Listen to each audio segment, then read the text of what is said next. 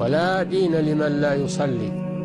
فعليك أن تصلي الصلاة في وقتها ومع الجماعة، وعود نفسك على هذا، وتحمل التعب والمشقة في أول الأمر ثم يسهل عليك بعد ذلك. ولا تعطي لنفسك هواها وتتساهل في الصلاة فتكون من المضيعين للصلاة.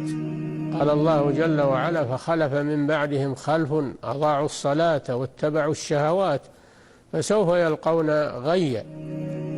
يعني والغي هو العذاب الأليم، هذا وعيد من الله سبحانه وتعالى.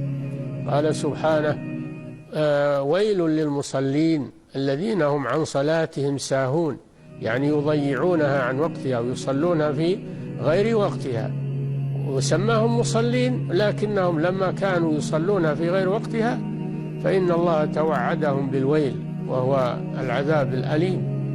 فعليك بالتوبة إلى الله. وإذا نمت عن الصلاة فلا هي تسقط عنك، يجب عليك أن تصليها متى ما ذكرتها أو استيقظت.